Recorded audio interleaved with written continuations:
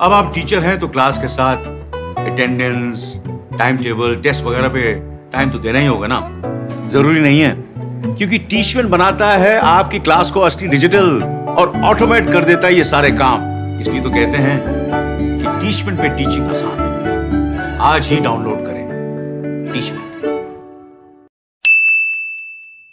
तो आप सभी का स्वागत है हमारे चैनल बान एजुकेशन में। तो आज हम पढ़ने जा रहे हैं जवाहर नवोदय विद्यालय क्लास 9 के साइंस के एक बहुत ही ज्यादा इंपॉर्टेंट चैप्टर जिसका नाम है conservation of plant and animal. और मैं आपको बता दूं कि ये जो चैप्टर है वो बहुत ही ज्यादा इंटरेस्टिंग चैप्टर है, साथ ही साथ बहुत ही ज्यादा इंपॉर्टेंट चैप्टर भी है। इंटरेस्टिंग इसीलिए है क्योंकि इस चैप्टर में आपको बहुत ही ज्यादा इंटरेस्ट आने वाला है पढ़ने में, क्योंकि इस चैप्टर में बहुत ही अच्छे अच्छे चीज जो है वो दिया गया है। और साथ ही साथ इंपॉर्टेंट इसलिए है क्योंकि इस चैप्टर से रिलेटेड हमारे एग्जाम में क्वेश्चन पूछे जाते हैं, इसलिए ये जो हमारा चैप्टर है वो इंपॉर्टेंट है। तो चलिए हमारा जो चैप्टर है conservation of plant and animal, इसको हम स्टार्ट करते हैं। तो चैप्टर स्टार्ट करने से पहले मैं आपसे रिक्वेस्ट करूंगा कि अभी तक अगर आपने हमारे चैनल बान एजुकेशन को सब्सक्राइब नहीं किया है तो प्लीज सब्सक्राइब कर लीजिए, क्योंकि आपको हमारे चैनल पे जवाहर नवोदय विद्यालय से संबंधित इसी टाइप के वीडियो मिलते रहेंगे। तो चलिए हम अपने चैप्टर को फाइनली स्टार्ट करते हैं। तो हमारा चैप्टर का नाम है conservation of plant and animal. अब यहाँ पे आपको दिख रहा होगा एक वर्ड है कंजर्वेशन। कंजर्वेशन का मतलब होता है किसी भी चीज को सेव करना, कैसे हम उसको बचा के रख सकते हैं।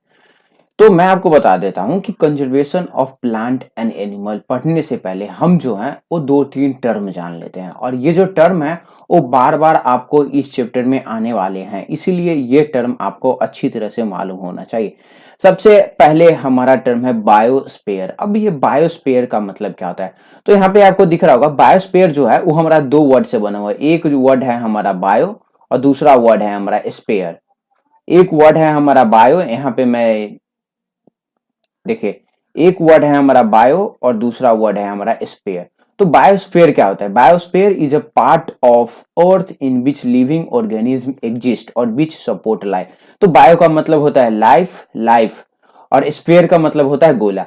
तो बायोस्फीयर एक ऐसा जगह है जहां पे कोई भी लिविंग थिंग्स रह सकता है, या ऐसा जगह जो किसी भी लिविंग थिंग्स के लाइफ को सपोर्ट करता है, उसको हम क्या बोलते हैं? हम उसको बायोस्फीयर बोलते हैं। अब जैसे में देखिए लैंड सरफेस, तो ये जो मिट्टी का जो भी प्लेस होता है, मिट्टी लैंड सरफेस जो अर्थ का है वो हमारा क्या है? वो हमारा एक प्रकार का बायोस्फीयर है, क्योंकि आपको मालूम है कि बहुत सारे ऐसे एनिमल हैं वो क्या करते हैं? वो मिट्टी में ही रहते हैं या मिट्टी पे रहते हैं।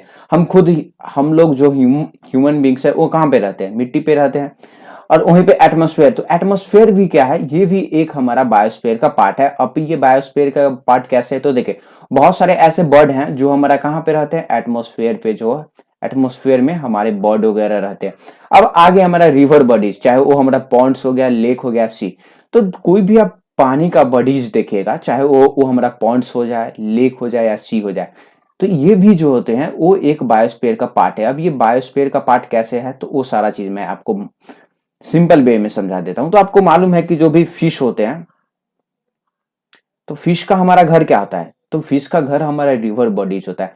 तो यहाँ पे आपको एक सिंपल सा बात आपको समझना चाहिए, जहां पे ये जो हमारा बायोस्फीयर है ना, वो हाइड्रोस्फीयर और लिथोस्फीयर से मिलके बनता है। अब ये हाइड्रोस्फीयर लिथोस्फीयर क्या होता है? तो देखिए लैंड वाले पार्ट को हम लिथोस्फीयर बोलते हैं, और ये एटमॉस्फेयर वाले जो भी एयर वाले पार्ट है उसको हम एटमॉस्फेयर बोलते हैं, और ये जो आप वाटर वाला पार्ट है देख रहे हैं इसको हम बोलते हैं हाइड्रोस्फीयर। तो ये जो तीनों चीज मिलके क्या बनाते हैं? ये तीनों चीज जो है वो बायोस्फीयर बनाते हैं। बायोस्फीयर में आपको लैंड, वाटर और एयर तीनों चीज आपको देखने को मिलेंगे। तो अब हम जान लेते हैं एक शब्द है हमारा वाइल्ड लाइफ। अब वाइल्ड लाइफ आपको समझ में आ गया होगा कि वाइल्ड लाइफ का मतलब क्या था। देखिए all the plant and animal which are found naturally in forest and other habitat. तो देखिए जो भी प्लांट और एनिमल फॉरेस्ट में पाया जाता है, और उन जो प्लांट और एनिमल अपने नेचुरल हैबिटेट में पाए जाते हैं, वो उनका क्या हो गया? वो उनका वाइल्ड लाइफ हो गया। जैसे में देखिए अगर किसी जंगल में बर्ड पाया जा रहा है, किसी जंगल में डियर पाया जाता है, और किसी जंगल में लियोपार्ड पाया जा रहा है, तो ये क्या हुआ? ये जो सारा चीज है उस जंगल का क्या हो गया? वाइल्ड लाइफ हो गया। क्या हो गया? उस जंगल का वाइल्ड लाइफ हो गया। अब हम जान लेते हैं इकोसिस्टम। अब ये इकोसिस्टम क्या होता है? तो ecosystem is a system in which include all the living organisms, plant, animal and macroorganisms of an area and physical environment, soil, air and water. अब यहाँ पे मैं आपको बता देता हूँ कि ये जो आप देख रहे हैं ना इकोसिस्टम क्या होता है। तो इकोसिस्टम तो देखिए जो भी लिविंग थिंग्स जहां पे रह रहा है, लिविंग थिंग्स प्लस उनके जो नेचुरल जो भी उनके आसपास में जो भी चीज है, आसपास में जो भी चीज है, चाहे वो फिजिकल इन्वायरमेंट हो गया, फिजिकल इन्वायरमेंट जो है उनका, इन दोनों के कलेक्शन को क्या बोलते हैं, इन दोनों के कलेक्शन को हम बोलते हैं इकोसिस्टम। जैसे में देखिए यहाँ पे अगर हम लोग कहाँ पे रहते हैं, हम लोग जो है वो मान लीजिए हम लोग जो रहते हैं वो हम लोग रहते हैं धरती पे। तो धरती का जो भी पार्ट जो हमारे इन्वायरमेंट में आ रहा है, जो हमारे इन्वायरमेंट में आ रहा है उसको हम क्या क्या बोलते हैं, वो हमारा इकोसिस्टम हो गया। हम और हमारे आसपास के जो भी चीज है वो हमारा इकोसिस्टम ही होंगे। ये जो सारा चीज है वो हम समझ लेते हैं। अब देखिए हमारा चैप्टर का नाम था conservation of plant and animal. तो सबसे पहला हमारा सवाल उठता है कि कंजर्वेट मतलब कि हम प्लांट को क्यों कंजर्वेट करें, मतलब कि हम प्लांट को क्यों सेव करें। तो देखिए आजकल आप देखते होंगे कि डिफॉरेस्टेशन होता है, डिफॉरेस्टेशन बहुत ही ज्यादा लार्ज स्केल में हो रहा है।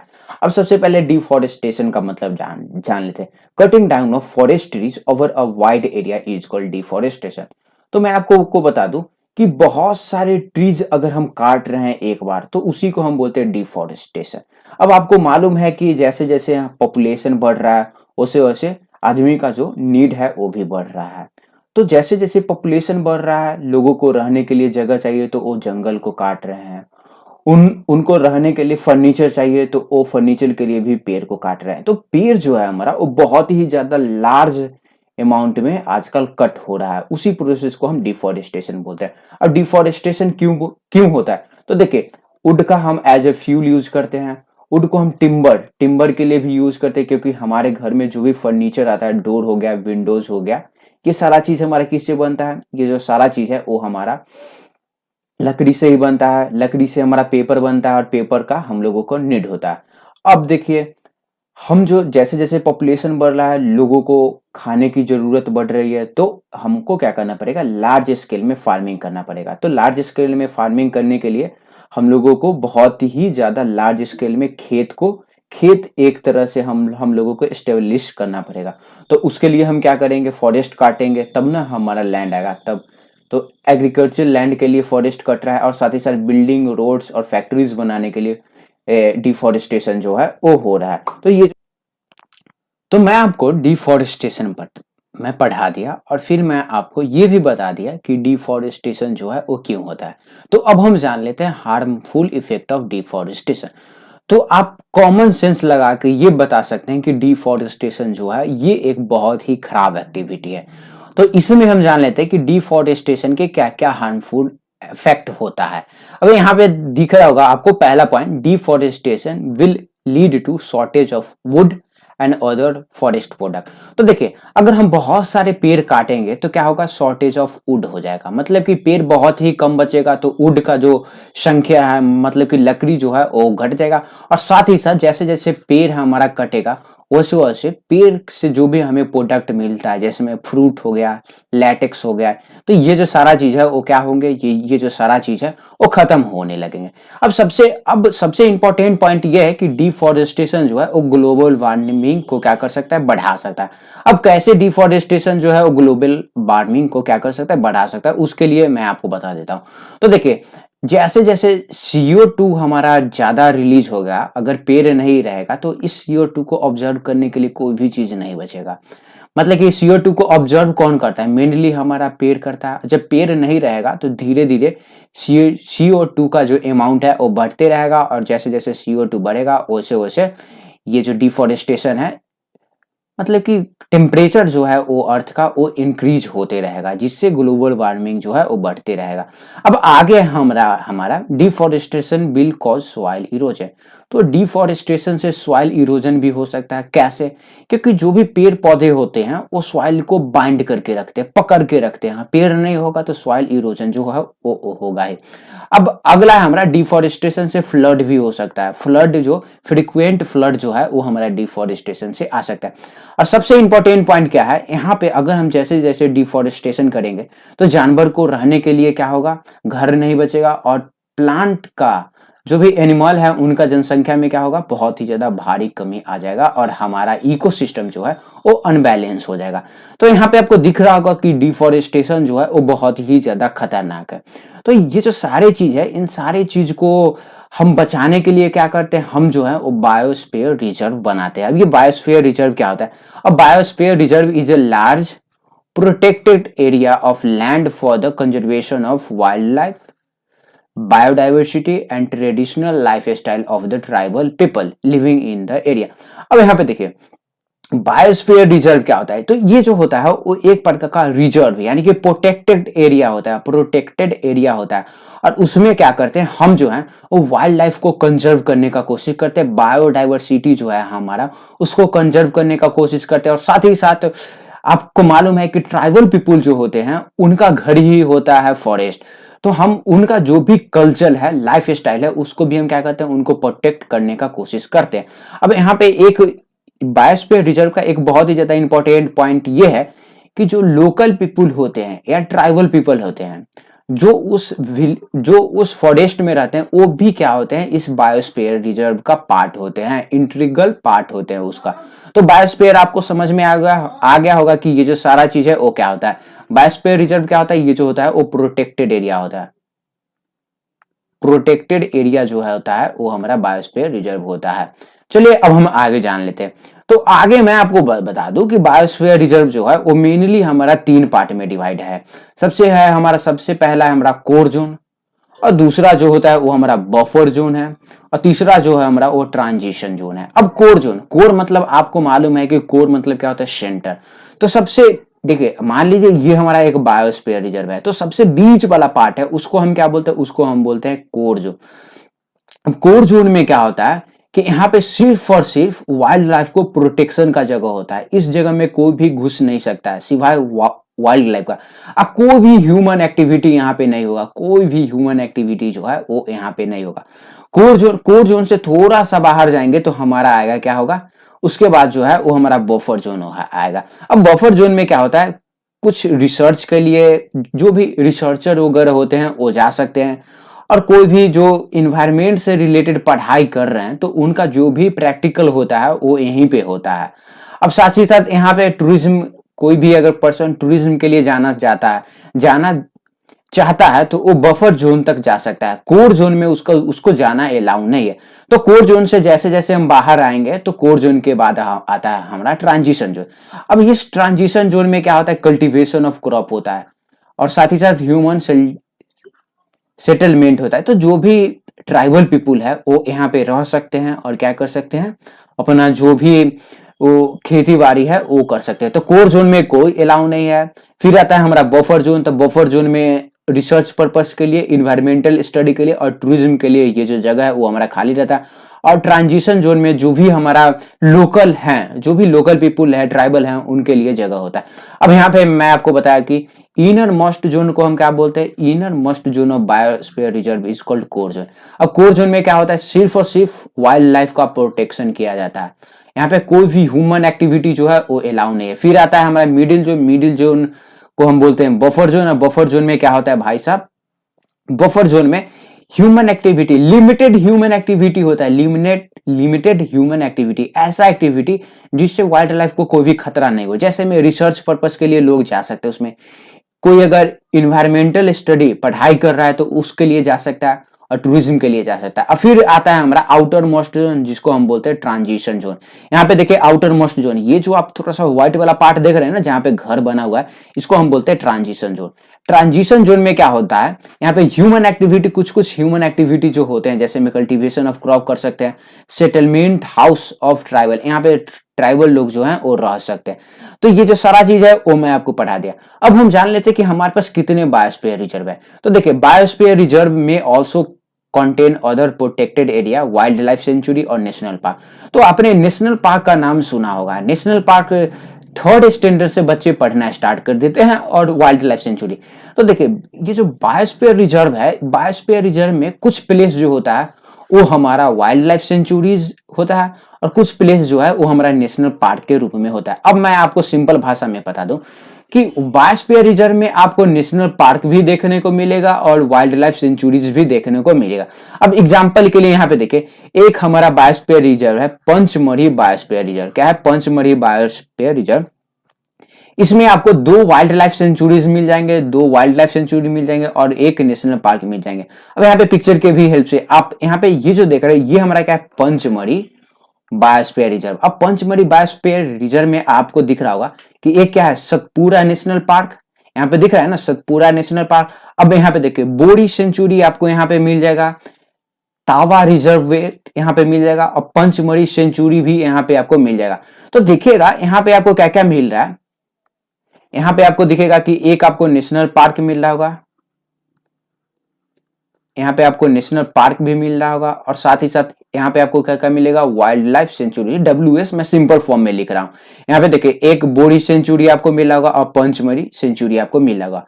तो मैं आपको बता दूं कि ये जो बायोस्फीयर रिजर्व होते हैं इसी में आपका नेशनल पार्क भी आता है और वाइल्ड लाइफ सेंचुरीज भी आता है।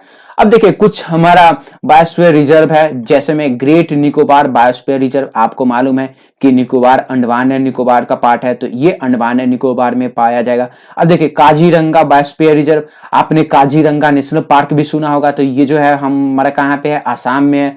Sundarban biosphere reserve, Sundarban delta आपने सुना होगा, वेस्ट बंगाल में है। कन्हा बायोस्फीयर रिजर्व और कन्हा नेशनल पार्क भी है हमारा, ये मध्य प्रदेश में आपको दिख रहा होगा। पंचमढ़ी बायोस्फीयर रिजर्व ये जो है वो हमारा मध्य प्रदेश में मिल जाएगा।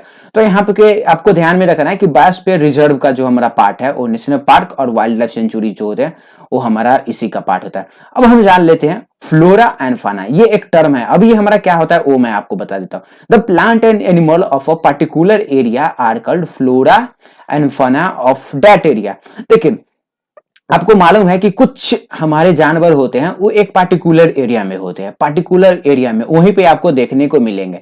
तो वो क्या हो गया? वहां का फ्लोरा एंड फाना हो गए। जैसे मैं यहाँ पे देखिए टीक हो गया, जामुन, फॉर्म, मैंगो, अर्जुन, ये क्या है? ये फ्लोरा हो गया। अब यहाँ पे मैं आपको बता देता हूँ फ्लोरा का मतलब क्या होता है। फ्लोरा अगर मैं बोलूं तो आपको क्या समझना है? फ्लोरा मतलब प्लांट होता है और फाना मतलब वहां का वाइल्ड लाइफ। फ्लोरा मतलब क्या होता है? फ्लोरा का मतलब होता है प्लांट या प्लांट से रिलेटेड कोई भी चीज, और फाना का मतलब हो गया हमारा कोई भी वाइल्ड लाइफ, कोई भी एनिमल। तो यहाँ पे देखिए, तो यहाँ पे आपको दिख रहा होगा टीक, जामुन, फॉर्म, मैंगो, अर्जुन, ये क्या है? ये जो है ये प्लांट है। और ये कैसा प्लांट है? फ्लोरा है। किसके फ्लोरा है?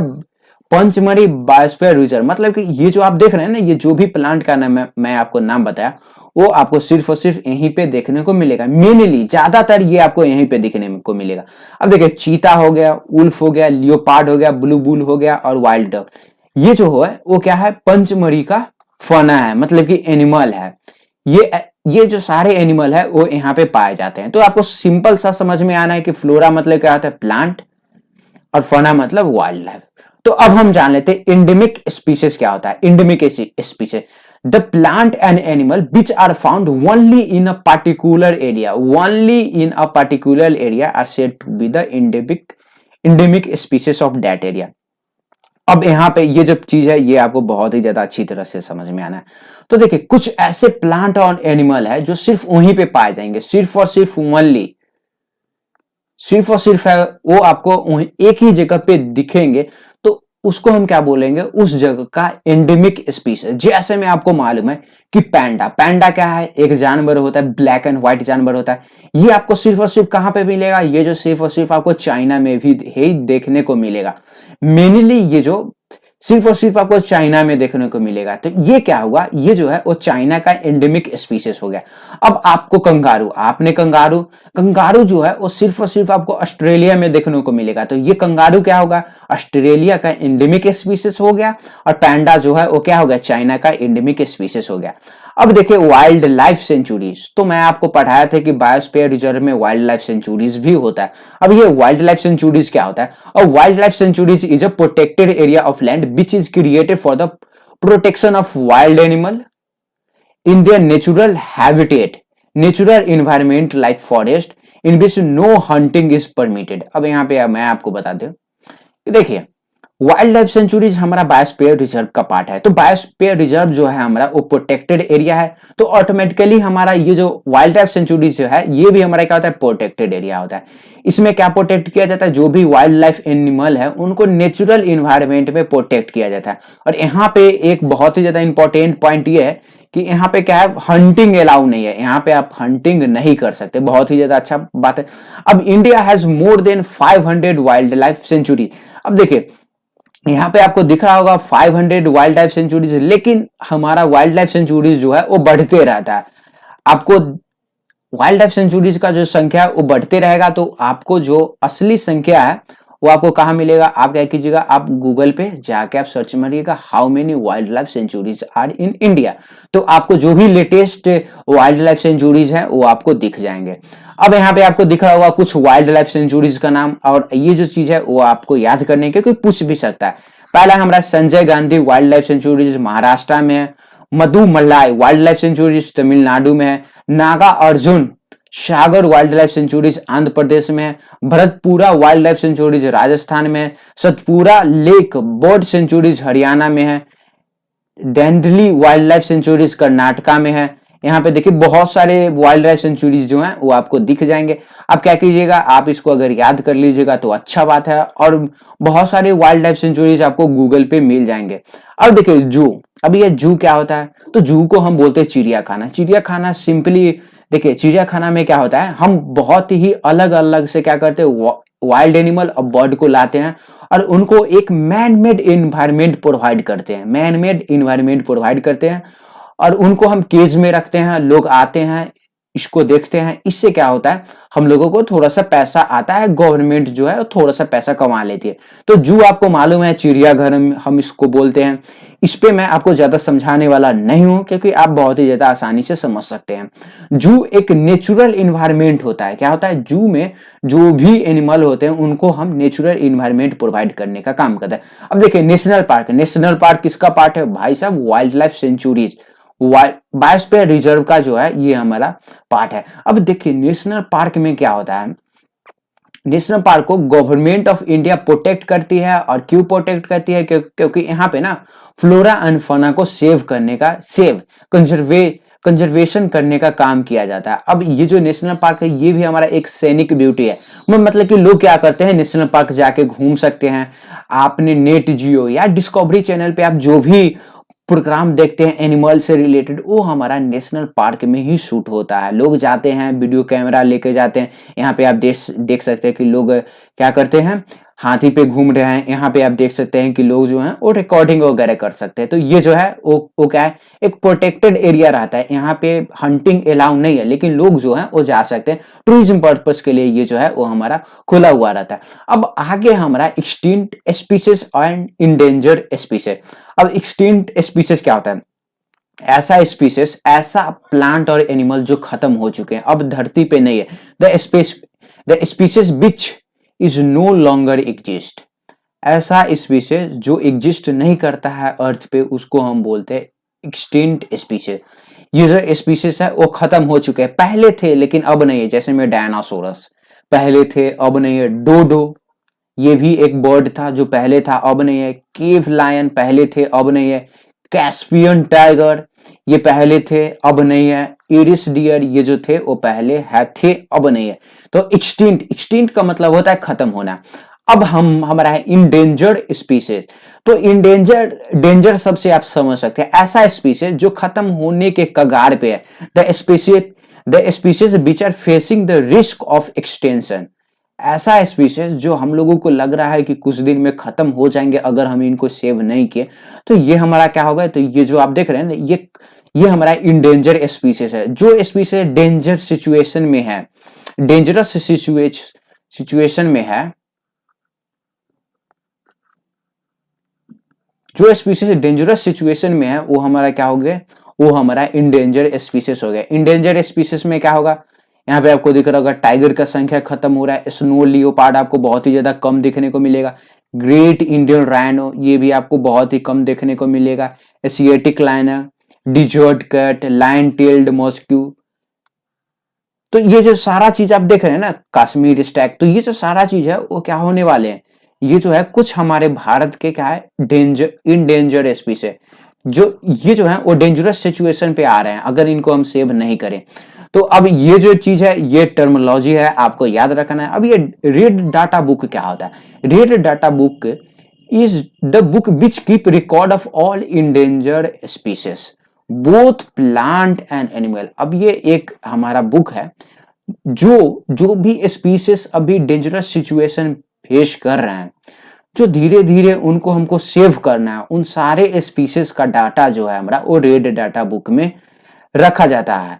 तो अब रेड डाटा बुक के हिसाब से कौन कौन से एनिमल है हमारे भारत का जो खत्म होने के कगार पे, जैसे में देखिए flying squirrel, great Indian squirrel, barasingha, black buck, Himalaya musk deer, great Indian rhinoceros, snow leopard, tiger. तो ये जो सारा आप एनिमल देख रहे हैं ना, ये हमारा एनिमल क्या है, ये हमारा इंडेंजर, ये जो है वो हमारा इंडेंजर स्पीशीज है, मतलब कि खत्म होने के कगार पे है। हमें क्या करना चाहिए, इनको सेव करना चाहिए।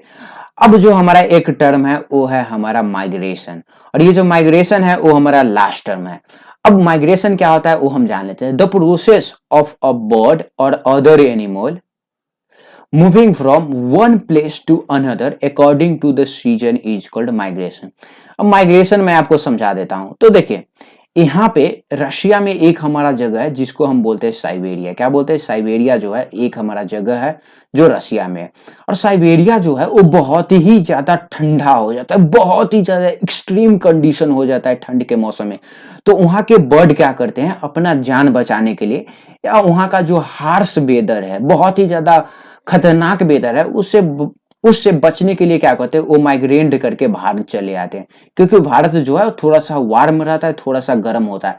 तो इसी प्रोसेस को हम क्या बोलते हैं, इसी प्रोसेस को हम बोलते हैं, इस प्रोसेस को हम क्या बोलते हैं, माइग्रेशन बोलते हैं। अब यहाँ पे मैं आपको फिर से माइग्रेशन बता देता हूँ। माइग्रेशन ऑफ बर्ड और other animal is an adaptation to escape the harsh and cold condition of their normal habitat in winter so to survive। तो देखिए मैं आपको बताया कि यहाँ पे क्या है, साइबेरिया है। साइबेरिया बहुत ही ज्यादा ठंड हो जाता है ठंड के मौसम में। तो वहां पे क्या होता है, वहां के जो भी बर्ड होते हैं वो उसको ज्यादा बर्दाश्त नहीं कर पाते हैं।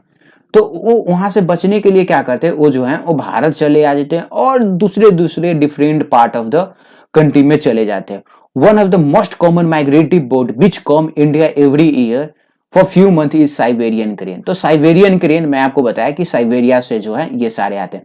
तो साइबेरियन क्रेन क्या होती है, ये एक बर्ड होती है। क्या होते हैं, ये एक बर्ड होते हैं जो क्या करते हैं, चले आते हैं। कहां से चले आते हैं, साइबेरिया से जो है ये बर्ड जो है वो चले आते हैं। तो माइग्रेशन भी जो है वो आपको समझ में आ गया होगा। तो यहाँ पे हमारा chapter conservation of plant and animal जो है वो कंप्लीट हो चुका है। अब मैं आपसे मिलता हूँ अगले वीडियो में। तब तक अगर आपने हमारे चैनल को सब्सक्राइब नहीं किया है तो सब्सक्राइब का बटन दबा के आप हमारे चैनल को सब्सक्राइब कर सकते हैं, और साथ में आप ये बेल आइकन नहीं दबाना भूलिएगा, क्योंकि जब भी मैं जवाहर नवोदय विद्यालय से रिलेटेड किसी भी सब्जेक्ट का वीडियो लाऊं तो आपको नोटिफिकेशन मिल सके। धन्यवाद। जय हिंद, जय भारत।